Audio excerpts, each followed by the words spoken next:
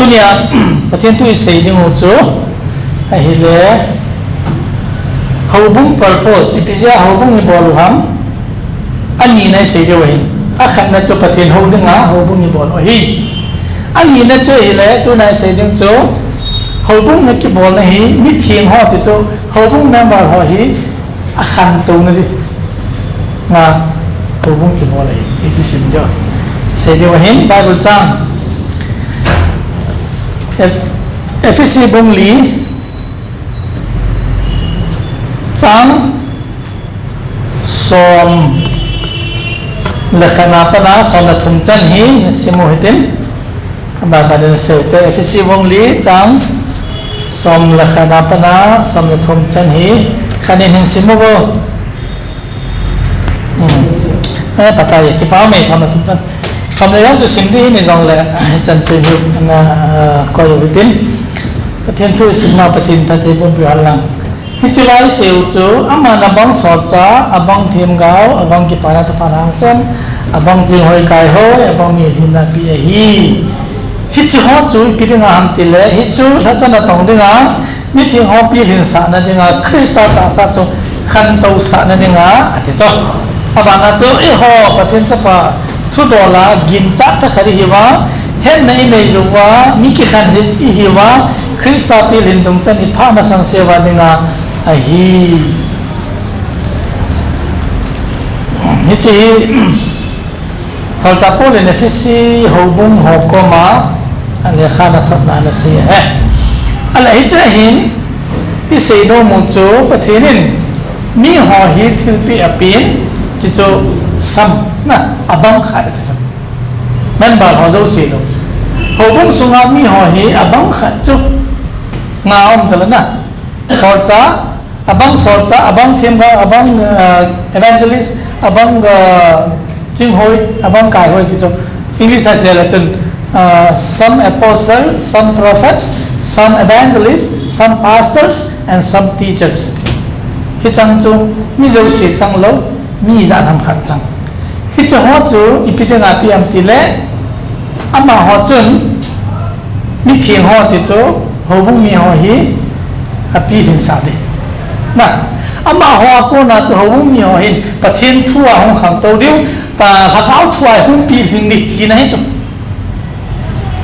aman ki na chu ho bung mi ho chu a hung pi hin ting a hung pi hin to dung chu ya chu ama ho chu pi bon ngam ti le ministry about na ya the na ba iti chana bol ngam ti le ani lo se hi krista pi hin dung chan i pha ma sang se wa de nga chu hi chi chu umayet na hi chi chu ho bung ki bol lo na ani na I se diu chu na hi he ale to aman mi thil pi ape ki ti hi hi chi abai bo chang anung lang ga chu sima chang se gi na pa dai sima ile hi ta he se cho a hi la krista thil pi tep te na dan dong zui za e ho khat chi lung sin na e pi wa tai hi je chon pathin le kha bu na se je ama chung sanga kal to bin gal hinga ke man ni hon pi gal hinga na kai ta na hi chule ni ho jong thil pi ho api na hi pi se na ha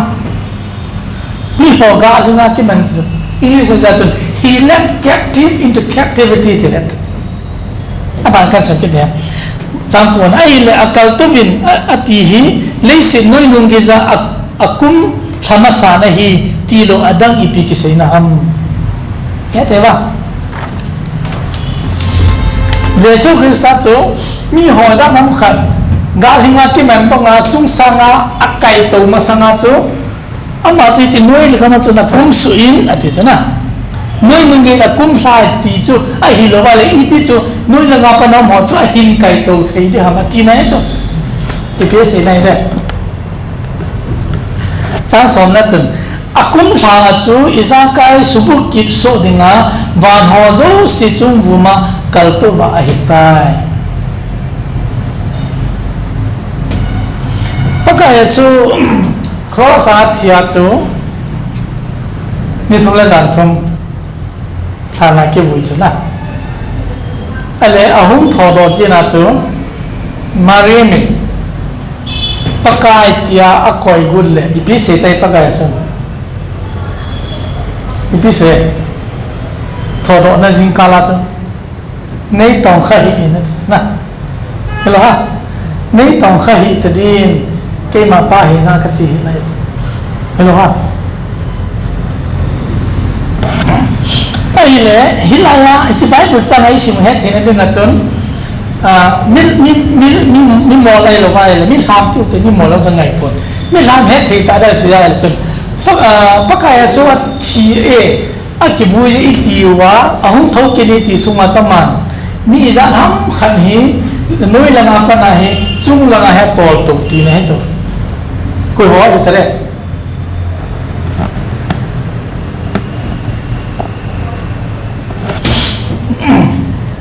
ที่ที่นี่เซลล์ตัวมีเหตุที่พันเลย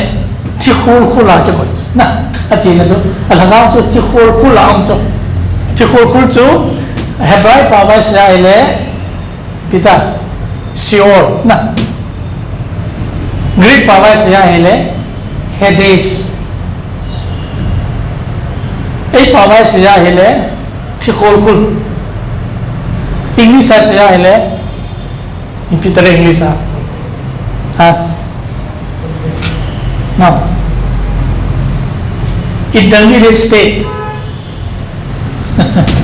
nah intermediate state itu ita saat hijawa toso nai thorokit ka ga nah intermediate state aki kala hilaya chu mi thi ho hilai mi thi ho na chu ti ke nam de le lu bu som la gu na ki mo chla na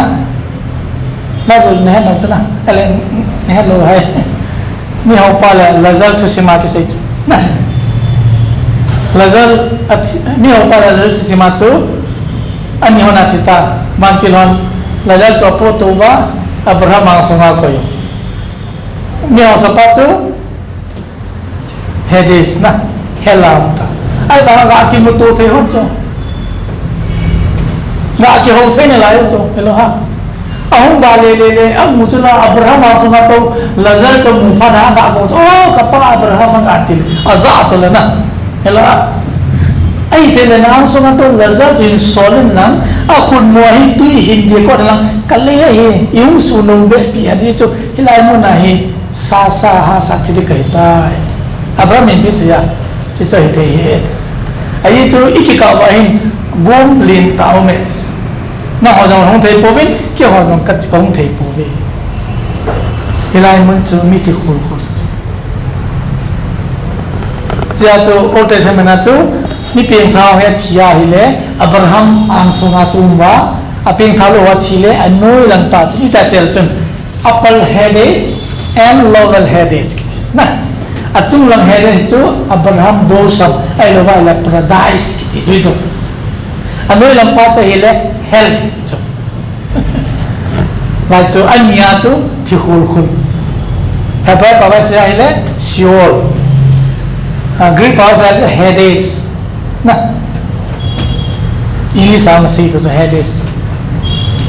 ai le pakaya suin noi mi gama akum sun chu hilaya chu na tin hai chu chlaya abraham ang songa to ho se se chu abon chakezin akai to bin wan chung langa akoi tai tin hai chu na he led captive to captivity aku tia le tu ape chi jesu ki sa thodo zo wa pana chu mi peng thawa tia le ba le heaven ta chuที่คนเขาลงตลอดที่ไหนไอ้ลังอ่ะมีเอาสปามันนั่งจุ่มนั่นแหละที่อาปากไอ้ส่วนครอสมีขัดปากของมาตุเนียกำลังพิอาเกมาตุ้มความเด็ดสุดนะ you shall be with me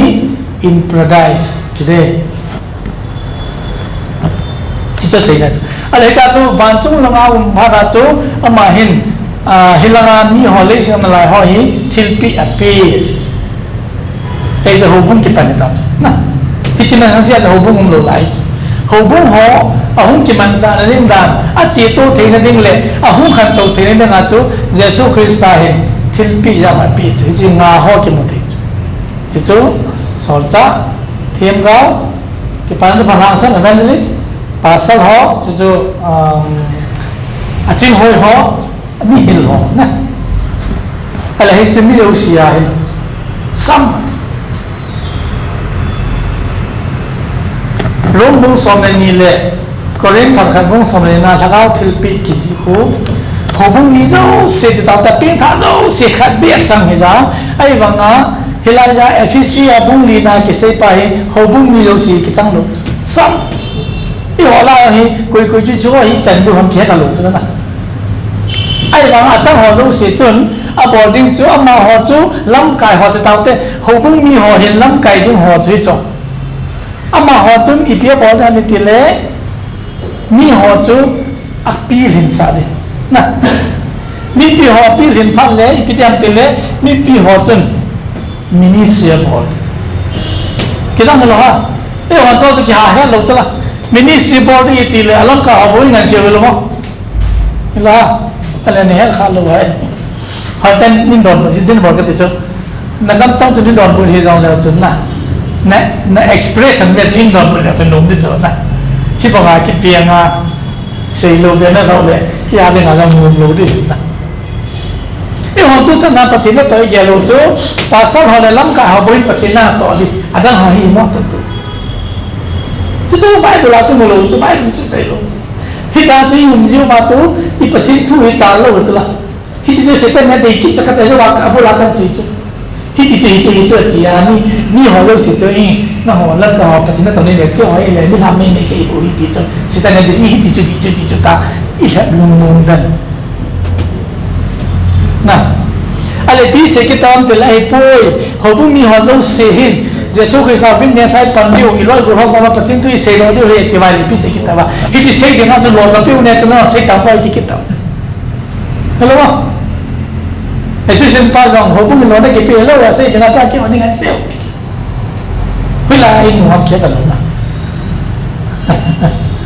lam kai ho pi ngam te le mi pi ho chu a pi hin sa thin lam kai chu ma ki ma a mini sita ta chu mi pi ho la lo wa ki ka accomplish le lo chu chu chu ki lo mai ai ti cha ho bu mini sia za u te ki ti le ya he thei be lo na ha ta la he na sin pa ta chi hi chu chu I lu sen sen nam chi chu and he himself gave some to apostles and some prophets and some evangelists and some pastors and teachers. So then for the equipping of the saints, for the work of the ministry, for the edifying of the body of Christ. So that's so hit so many parle. Equip here, ama hocho ministry and more thing le. Krista te ba chu edified hong it na hong khang to it it's another from the tuna chu till we all come to the unity of the faith and of the knowledge of the Son of God to a perfect man to the measure of the stature of the fullness of Christ Krista hin halu si chu mi ki pil hin banga I het hi taka du ma ichi hi de het samnali na chi sim loi sim de ki na le bi sam de la chen so that we should no longer be children na tossed to and fro and carry about with every wind of doctrine na le lo hit ya chu mi ki khan le bi pha le chen sa pong ta bang hi ta lo de sa pong ho chu mi na si na ta san le la na ei in na bang chu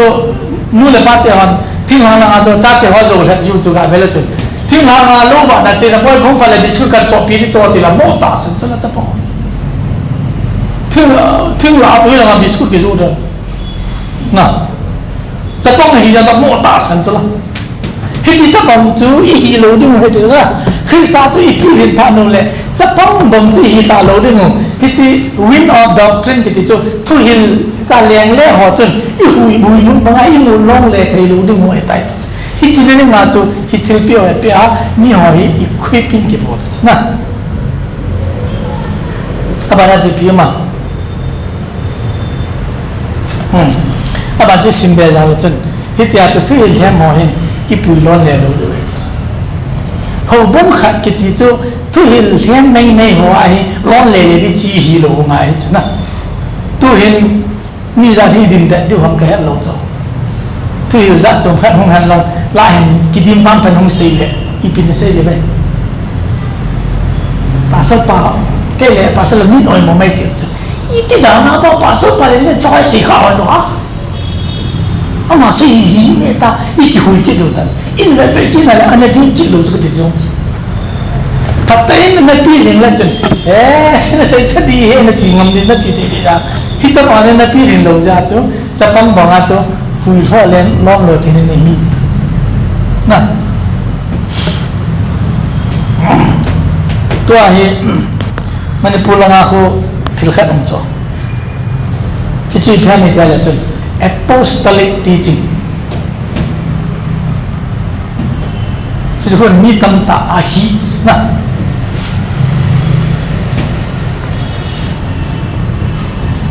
ก็ที่อาจารย์มีจามขัดไอ้ขัดจะกุมจามขัดจีนุงละก็จะarticle หินจิตมุหินจิตทูตัวหินพิยามัติยาแกจำก็โคละหินเกียก็บอกละจีบุกเลยในกิโซเวนในซิมก็เดละบอลโลตัวไอ้หงกินท่ากินผ่านะมาสากิเสียนะบอลโลกินกันนี่นายตาจานนี้อาจจะฮิจิเลยครับบุตรก็กิปรินดาก็ท่าซิมกินเป้สอมเลยลีจ้ะนะก็เพราะนักท่าซิมกินนะฮับเบรี่โลนก็อาจจะกว่าอีกจ้ะที่อาจจะประเทศทุกพัฒนาอีเห็นพัดเลยดอกจันดีโลหงพัดเลยจนกี่เห็นเลยจ้ะเนี่ยประเทศตัวจนนักพิจารณาไม่จนเห็นตาดีมีเสียจนดีละสารกันคุยกันปัจจุบันทุกท่านกี่เสียบ้างมีการนี่มันทั่วสนีนะดิเอติลังอาปานนี่จะดีกิขัดป้าหงดึงได้ดีทุกท่านนั้นไม่ได้อามาเสียงดีนั่นจะเอาแต่เล่นั่งเสียงดีกิทั่วดีกิที่ตัวบางทีดึงอะไรเวลาที่ดินนั่นแต่นะกี่ปีถึงลงที่นี่จ้ะจะจ้าพิจารณาหุ่นบอลลูฮัมอาขัดนั่นจ้าประเทศหุ่นเดียนอันนี้นั่นจ้าอีพีสิบเท่านั้นจ้า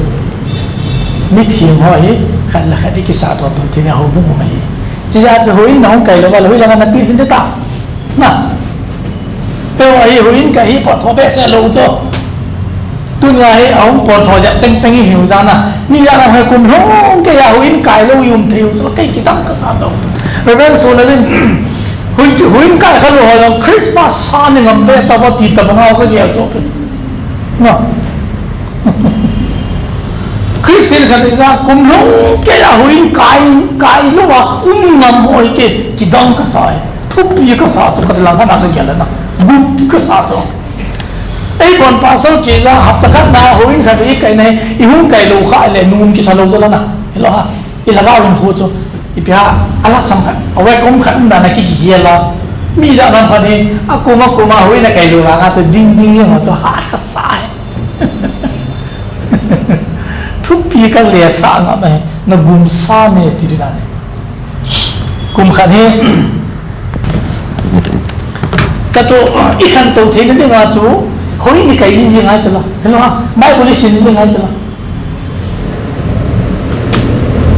คุณลุงพัดละคนคริสต์มาสพัดละคนนี่หัวสี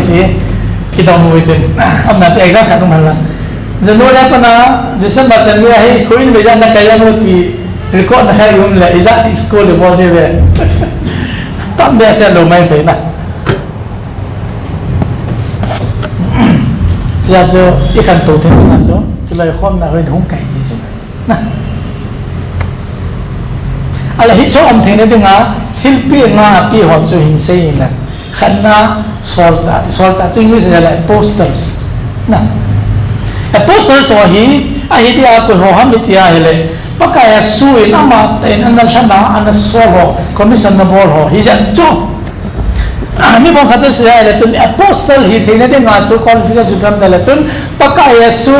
อามิตาอามาตาตาสตามุขหัวไอ้ยังไงเสียที่จ้าจุก็เกี่ยวเลยนักก็สาธุจ้ะนะตัวละเฮ้ยโพสต์เราตั้งตามไปละพี่เสกวันเดียวเลยแต่ทีนี้หัวบุ้งมาจากนั้นเอง apostolic ministry apostolic gift ministry revival ก็ได้จ้ะอะไรบ้างก็เสียจน apostolic ก็เห็นตัวจนไอ้บางเสียสุดที่ Bible เห็นนะเราจะจัดจุ่มตัดอะไรบ้างนะ prophet สอยกูให้มีติกินอะไรจนมาสังลาจูฮิจิลาจูฮิจิหัวตัวBibleนี่ป่าว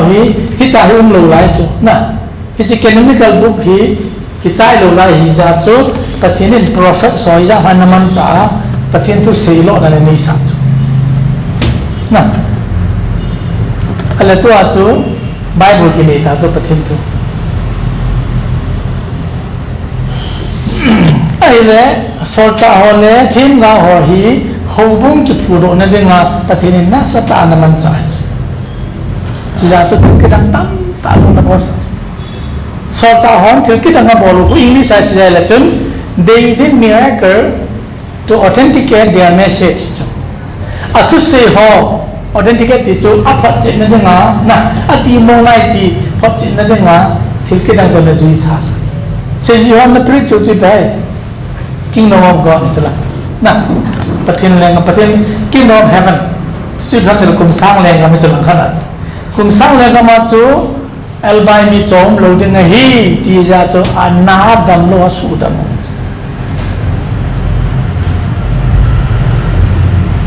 bidal chu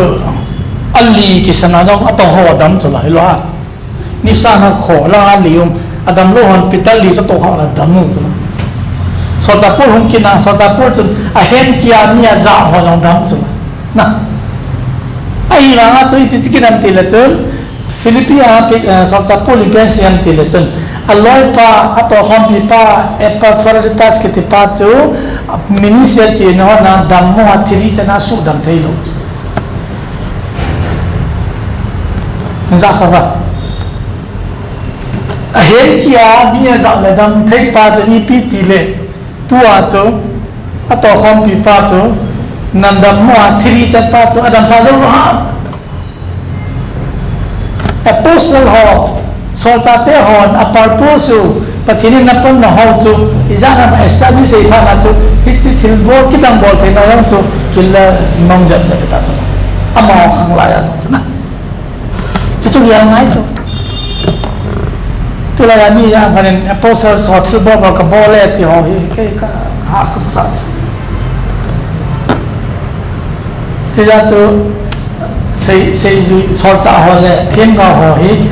ama ho gi vi za chu ja tu a he bible cham ha ga sip ki lawan efesi bung ni chang som ni la khana chi ta se chile krista amata in ning song hin so cha hole thim ga ho song si chunga na ho ki sado na hi ve in ki sajo si chu amata ki zo chi hin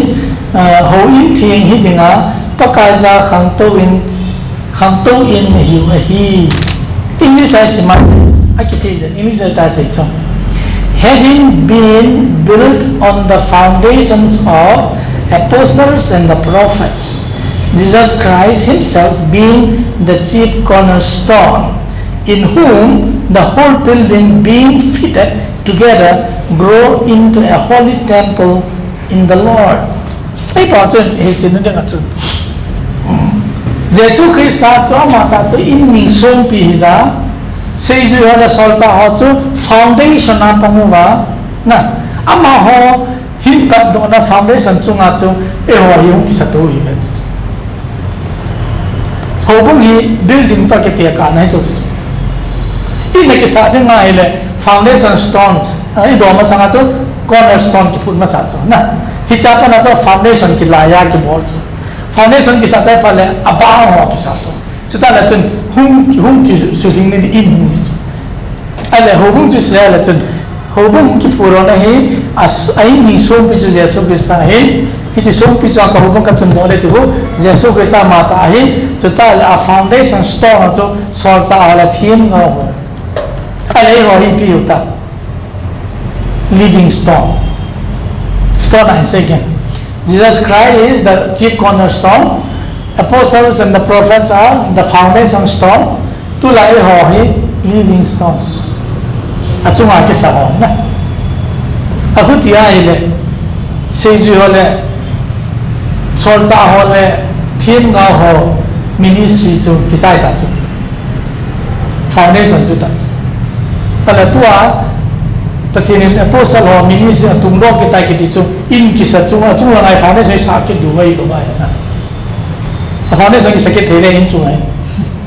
foundation nuôi luôn cái chỗ này foundation foundation cái bộ cái đầu tư hay là hình cái tiền là foundation cái tiền là huy là ai gì thế đó foundation cho nuôi là cái bộ chỗ này chỉ ta bằng cái thế tu nó ngắt chỗ mà họ mình xin rằng hi foundation là gift là hin cái trái tay thì là mi tâm thì nó bấm thấy luôn nó bấm thấy luôn không cái Paul cái mà Bible ta san na chỗ hi chú hồ bung cái tung đó này dengan mà họ cho foundation nè ta bảo là evangelist thì tu lại hỏi evangelist hiện nào từ cái lâu lâu cho tu lại hỏi missionary thì họ nó tội cho evangelist họ nó tội ai nói hỏi evangelist thì ra chung chứ nào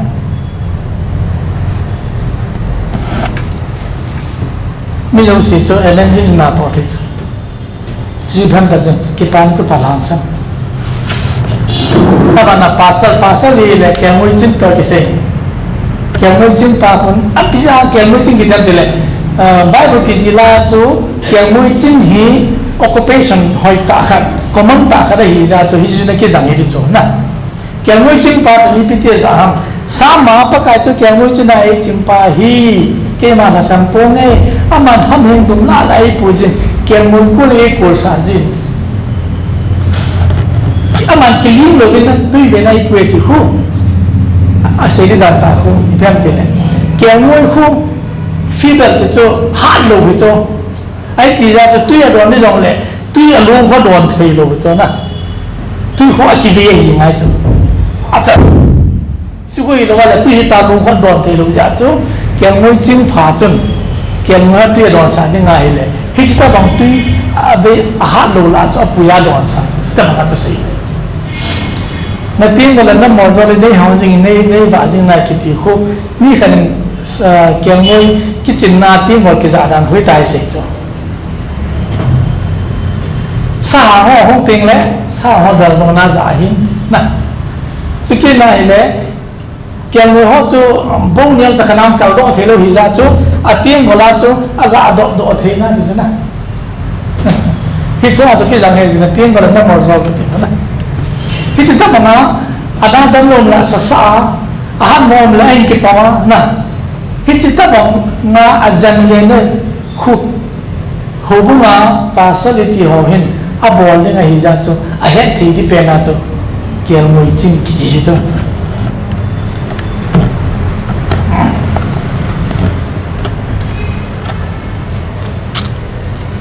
ale teacher an a chai na cho grip ở chỗ bên này là pastor là teacher thì thắc khẩn tầm bằng là xem khi khẩn phê đồ đại nó mình nè mi hiểu coi là hùng bung làm cái cho mi hiểu thì ngay cho hùng bung gọi là cái gì nào nè able to teach thì vậy mi hiểu thì ngay cho hùng bung làm cái thế còn hùng bung làm cái thì là pastor lại vậy lệ rồi nè hello không Bible đúng dưới ta cho hùng bung làm cái phải pastor cái lâu cho isya thelo wanga nakasisi jeng chochi pasal kiti hi hobu lam kai pa ti na hello cho ana to hiza hobu lam kai pa chang pasal wa la bo ti na cho jing hoi kai hoi na chring feeling ito na cho pasal ti na cho hobu lam kai la bo thelo wa cho na yo la ipinu inu o min ama he ki sei sa le ki cho cho na bo kha ki te le bo chala acha tai lo si pathin thu a hin khu kha na pa so na to chala chu ana to pa chi ki si hi chi bo lo si cho hu lam kai ki te lo chala hello ha ala hu lam kai chu ki te ta ho ba ba elders of the church ki te na bishop elders cho ta là overseer cái gì cho muốn làm cái hay là ama họ anh tạo cho pastoral work hay là ngay cho muốn làm cái họ à bỏ đến khai cho teaching à bỏ thì ngay mi hiểu thì ngay cho muốn làm cái này đấy nè Bible hit cái chia hin và thiên thu cho chia hin chia cho second Timothy na rightly dividing the word of God cái gì đó thu cho rằng kia hom khăn thì ngay cho thì bà ha trong gì bà trong gì kít bà ha thì nay thì cái điều cái trái thì luôn nè